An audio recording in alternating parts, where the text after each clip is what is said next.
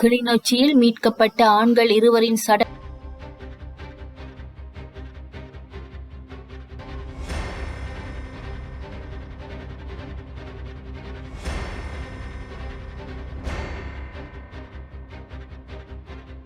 Clean செய்ய வேண்டும் என்கின்றார் சிறிதரன். நுவரெலியா செல்வோருக்கு எச்சரிக்கை. கிளிநொச்சியில் மீட்கப்பட்ட இனம் தெரியாத 2 நபர்களின் சடலங்களால் பெரும் பரபரப்பு ஏற்பட்டுள்ளது. குறித்த சடலங்கள் கிளிநொச்சி A35 பிரதான வீதியில் உள்ள புளியம்பொக்கனை பகுதியில் மீட்கப்பட்டுள்ளதாக காவல்துறையினர் தெரிவித்துள்ளனர். A35 பிரதான வீதியின் புளியம்பொக்கனை பகுதியில் அமைந்துள்ள பாலத்திலேயே குறித்த 2 ஆண்களின் சடலங்களும் இனம் காணப்பட்டுள்ளன. இச்சம்பவம் தொடர்பான மேலதிக விசாரணைகள் காவல்துறையினர் மேற்கொண்டு வருகின்றனர்.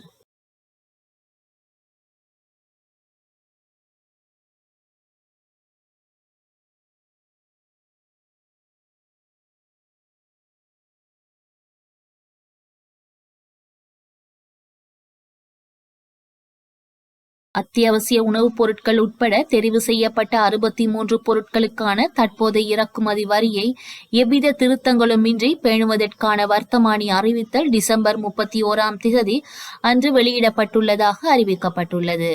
குறித்த அறிவிப்பானது நிதி, திட்டமிடல் மற்றும் பொருளாதார அபிவிருத்தி அமைச்சினால் விடுக்கப்பட்டுள்ளது.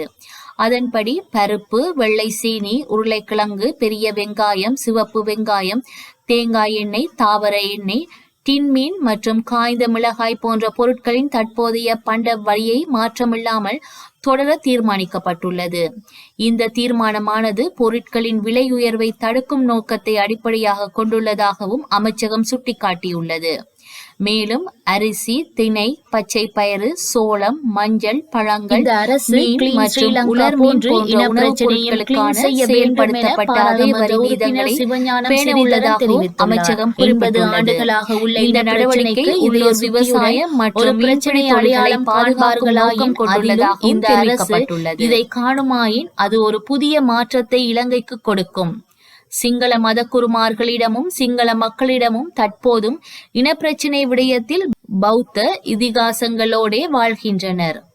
இவற்றிலிருந்து வெளியே வர வேண்டும். போலீஸ் காணி அதிகாரங்களை தந்து நாங்கள் சுவாட்சியாக வாழ வழிவிட வேண்டும்.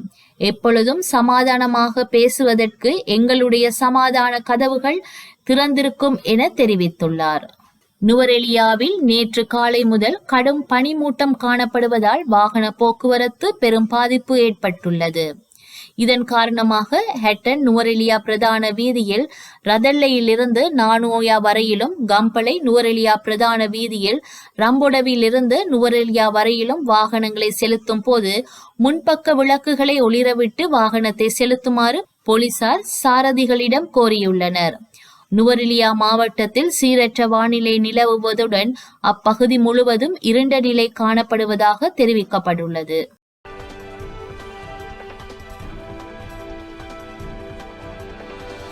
டொனால்ட் ட்ரம்பிற்கு சொந்தமான ஹோட்டலுக்கு முன்பு டெஸ்லா சைபர் ட்ரக் தீப்பிடித்து வெடித்ததில் ஒருவர் சம்பவ இடத்திலே உயிரிழந்துள்ளார்.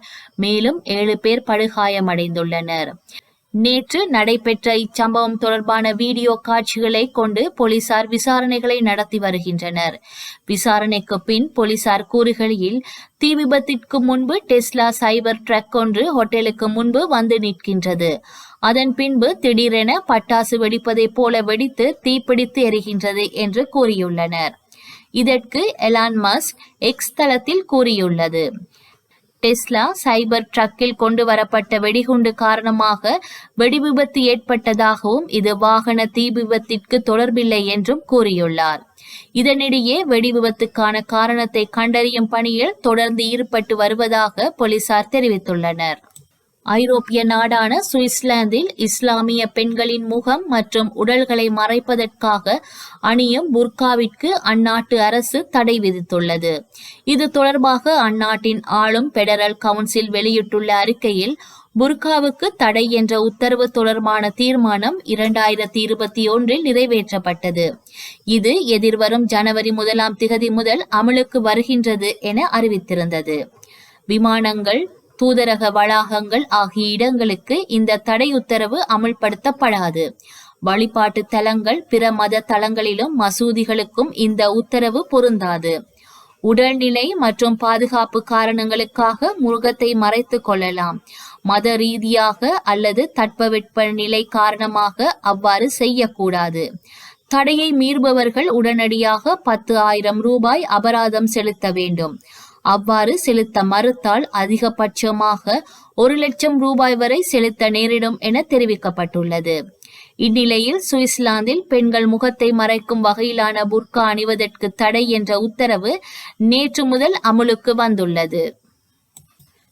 சமூக வலைத்தளங்களில் வெளியாகும் சில வீடியோக்கள் பார்ப்பதற்கு நகைச்சுவையாக இருக்கும். அது போன்ற ஒரு வீடியோ தற்போது இணையத்தில் பரவி வருகின்றது.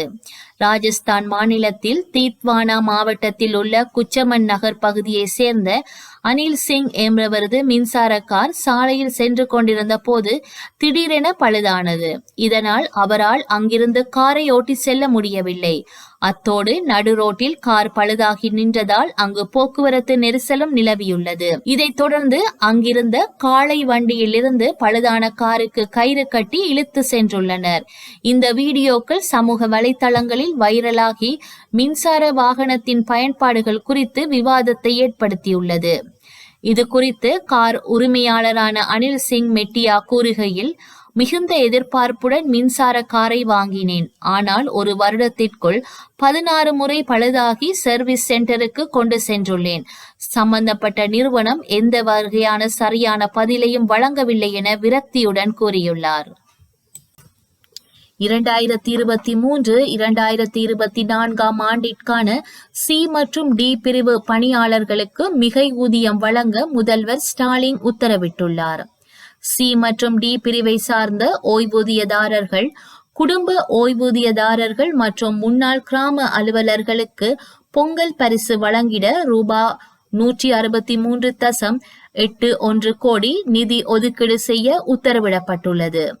இது தொடர்பாக தமிழக அரசு வெளியிட்ட செய்திக்குறிப்பில், முதல்வர் மு.க. ஸ்டாலின் செயல்படுத்தி வரும் நாட்டிற்கே வழிகாட்டக்கூடிய பல கோடி நலத்திட்டங்களை கடைக்கோடி தமிழருக்கும் கொண்டு சேர்த்திட அயராது உழைத்திடும் அரச ஊழியர்கள், ஆசிரியர்கள், ஓய்வூதியதாரர்கள் மற்றும் குடும்ப ஓய்வூதியதாரர்களுக்கு தமிழர் திருநாளாம் பொங்கல் பண்டிகையை முன்னிட்டு 2023-2024 ஆண்டிற்கான மிகையூதியம் மற்றும் பொங்கல் பரிசு வழங்கிட 163 கோடியே 81 லட்சம் ரூபாய் நிதி ஒதுக்கீடு செய்ய உத்தரவிடப்பட்டுள்ளது.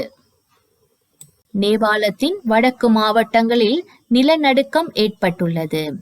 நேபாளத்தில் நேற்று மதியம் 1.2 மணியளவில் 4.8 ரிக்டர் அளவிலான நிலநடுக்கம் ஏற்பட்டுள்ளதாக தேசிய நில அதிர்வு ஆராய்ச்சி நிறுவனம் தெரிவித்துள்ளது.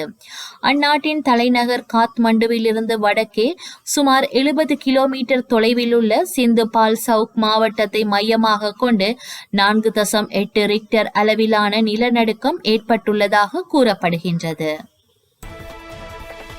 வரலாற்றில் இன்று